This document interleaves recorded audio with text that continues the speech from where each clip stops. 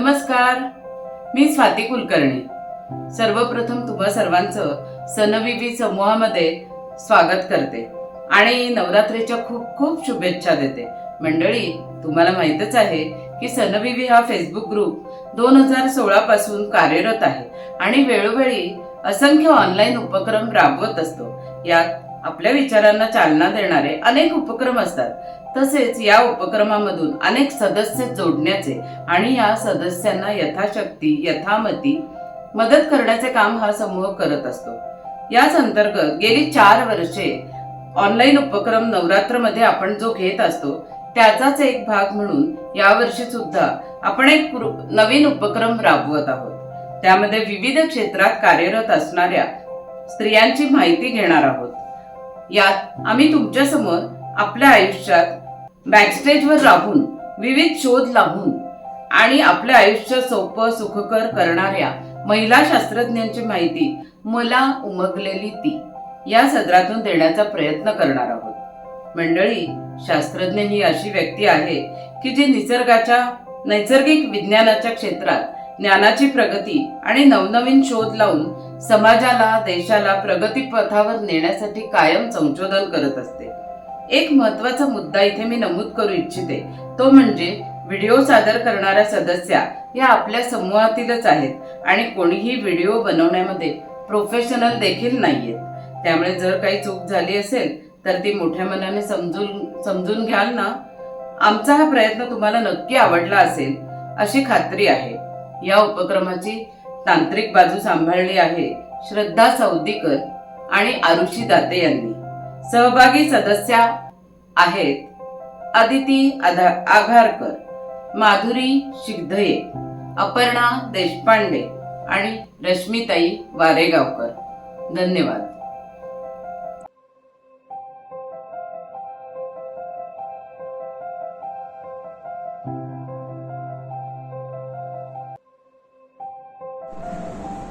नमस्कार, मी माधुरी शिगधये। फेसबुकच्या सनविवी ग्रुपने नवरात्री निमित्त घेतलेल्या कार्यक्रमात मी आपलं स्वागत करते। अष्टभुजे जय जगदंबे, करीतो मंगल आरतीला, भारत स्त्री हे प्रतीक तुझे, शक्ती देवते दाव तुला। अशाच एका शक्ती देवतेबद्दल वेगळं आयुध हातात घेतले असलेल्या व्यक्तीबद्दल मी आज बोलणार आहे। 14 जुलै 2023 रोजी चांद्रयान 3 याचं श्रीहरिकोटा सतीश धवन अंतरिक्ष केंद्रातून प्रक्षेपण झालं। आपण सगळे लोक टीव्हीकडे अगदी डोळे लावून बसलो होतो। त्याच वेळेला आपल्या कानावर आवाज पडत होता, -48 सेकंड्स, -47 सेकंड्स, -46 सेकंड्स। प्रत्येक क्षणाचा हिशोब तिथे घेतला जात होता। क्षणाक्षणाला उत्कंठा वाढवत असतानाच शेवटी चांद्रयान 3 हे अवकाशात प्रक्षेपित झालं। हा आवाज कोणाचा होता बरं? तर तो आवाज होता एन वल्लारवथी या प्रसिद्ध शास्त्रज्ञ महिलेचा। 31 जुलै 1959 रोजी अरियालूर येथे तमिळनाडूमध्ये त्यांचा जन्म झाला होता। शालेय शिक्षण तमिळ भाषेत घेतलं आणि कोईम्बतूरच्या गव्हर्नमेंट कॉलेज ऑफ टेक्नॉलॉजी मधून त्यांनी पदवी घेतली। त्यानंतर अण्णा विद्यापीठातून ME in electronics and telecommunication मध्ये त्यांनी केलं आणि 1984 रोजी त्या इस्रोमध्येच म्हणजेच इंडियन सॅटेलाइट रिसर्च ऑर्गनायझेशन मध्ये कार्यरत झाल्या। तेथे त्यांनी तब्बल 39 वर्ष त्यांनी तिथे काम केलं होतं। मॅम म्हणून त्या ओळखल्या जात असत आणि पहिलं स्वदेशी RIS म्हणजे रडार इमेजिंग सॅटेलाइट आणि आपल्या दुसरा उपग्रह रिसॅट-1 याचं प्रोजेक्ट डायरेक्टर म्हणून त्यांनी काम केलं होतं। 2015 साली त्यांना आपले माजी राष्ट्रपती APJ अब्दुल कलाम यांच्या नावाने जे पारितोषिक दिलं जातं ते त्यांना दिलं गेलं होतं। अवकाश क्षेत्रात विशेष कामगिरी करणाऱ्यांना हे बक्षीस दिलं जातं आणि त्या पहिल्या बक्षिसाच्या मानकरी ठरल्या होत्या। इस्रोमध्ये त्या मॅम या नावाने ओळखल्या जायच्या। पुढचा इतिहास आपल्याला माहिती आहे। चांद्रयान 3 अतिशय सुखरूपरित्या चंद्रावर उतरलं। सगळ्या देशभर आनंदाची एक लहर उसळली होती। परंतु हा आनंद फार काळ टिकला नाही, कारण 3 सप्टेंबर 2023 रोजी एन वल्लारवथी यांचं कार्डियक अरेस्टने दुःखद निधन झालं। चांद्रयानाला विदा करणारा हा आवाज सगळ्या जगालाच अलविदा करून गेला होता। खरं यांच्यासारखी एखादी व्यक्ती जाते त्यावेळी देशाची अपरिमित हानी होते, कारण हा व्यासंग, हा अभ्यास पुन्हा आपल्याला मिळणं शक्य नसतं. ईश्वरेच्या बली अशी म्हणायचं आणि आपण पुढे जात राहायचं. जय हिंद, जय महाराष्ट्र.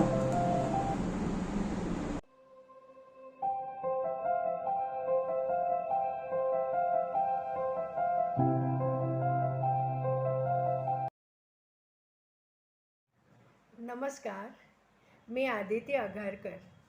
नवरात्र उत्सव 2023 सनविवीतर्फे मला उमगलेली ती या संदर्भात मी आपल्या भारतीय पहिल्या महिला थोर शास्त्रज्ञ डॉक्टर कमला विजय सोहनी यांच्याविषयी थोडक्यात माहिती देणार आहे. त्यांचा जन्म 1911 12 जून 1911 झालेला. इंदोरच्या घराण्यात त्या जन्माला आलेल्या आणि आपल्या प्रसिद्ध लेखिका दुर्गा भागवत यांच्या त्या बहीण. त्यांनी आपल्या विज्ञान शाखेत खूप मोठी प्रगती करून आहाराविषयी त्यांनी PhD केली आणि आहारगाथा या पुस्तकावर त्यांनी रिसर्च करून आंतरराष्ट्रीय कीर्तीच्या त्या थोर अभ्यासक शास्त्रज्ञ म्हणून प्रसिद्ध पावल्या. त्यांनी आरोग्य विमा म्हणजे काय, समतोल आहार म्हणजे काय आणि ग्राहक चळवळ मुखपत्र याद्वारे त्यांनी आपला रिसर्च प्रसिद्ध केला. याविषयी त्यांनी आपला रिसर्च अख्ख्या भारतात प्रसिद्ध केला.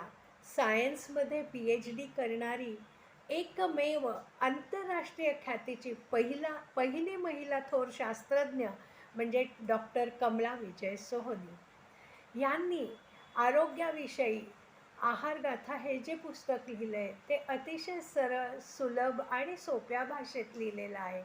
आहारगाथा ही आपल्या विज्ञानाच्या दृष्टिकोनातून आपल्याला मिळालेली एक देणगीच आहे. डॉक्टर कमला सोहनींचा गुगल डूडलद्वारे 112वी जयंती आज मोठ्या प्रमाणात साजरी होते आणि त्यांच्या या गुगल डूडलद्वारे डॉक्टर कमला सोहनींना मानाचा मुजरा, सलाम. या बाणेदार व्यक्तिमत्वाच्या होत्या. मराठी मुलगी CV रामन यांनी त्यांना नाकारलं होतं, परंतु त्यांच्याच कंपनीत त्यांनी डायरेक्टर म्हणून तिथेच त्यांनी मोठं काम केलेलं आहे. अशा ह्या ख्यातनाम कीर्तीच्या थोर शास्त्रज्ञ पहिली महिला डॉक्टर कमला विजय सोहनी. त्यांचं आहारगाथा हे पुस्तक खरोखर वाचण्याजोगं आहे.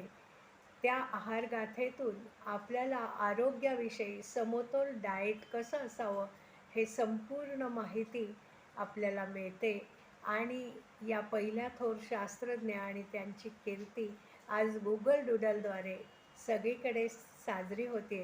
अशा या थोर कीर्तीच्या डॉक्टर कमला सोहनी यांना मानाचा मुजरा. धन्यवाद.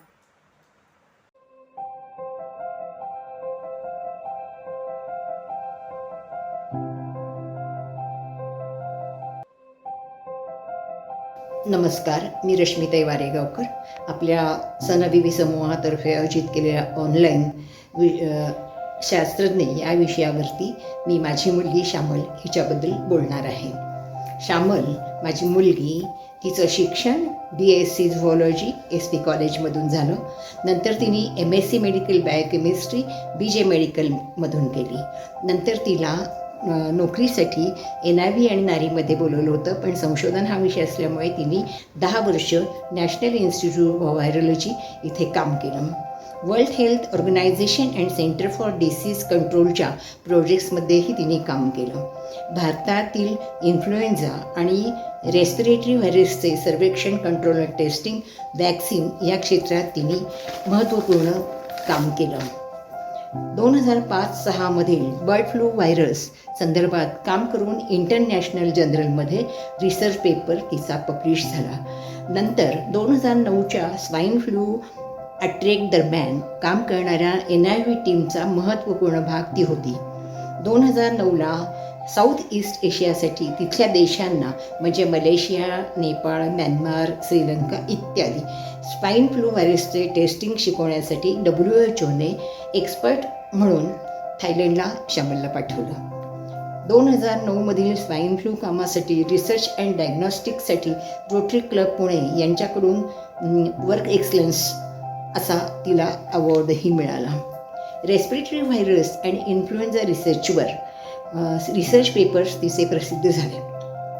इंडियन आणि इंटरनॅशनल जर्नलमध्ये नॅशनल इंटरनॅशनल कॉन्फरन्समध्ये रिसर्च पेपर वाचन आणि पोस्टर प्रेझेंट तिने यशस्वीरित्या प्रेझेंट केले. इंडियातील Indian Council of Medical Research या वेगवेगळ्या शहरातील इन्फ्लुएन्झा सेंटर्सला तिच्याकडून ट्रेनिंग दिलं गेलं आणि त्यातून निरनिराळे संशोधक निर्माण करण्यात आले.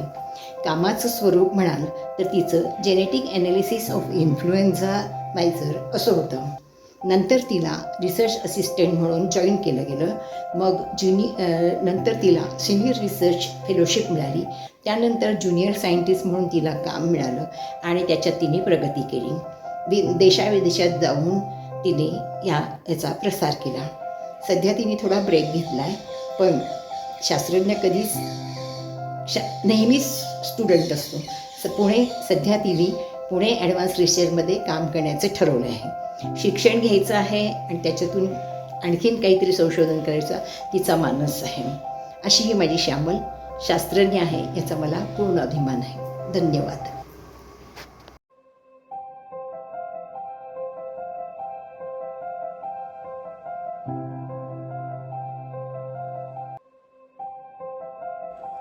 नमस्कार, मी अपर्णा देशपांडे.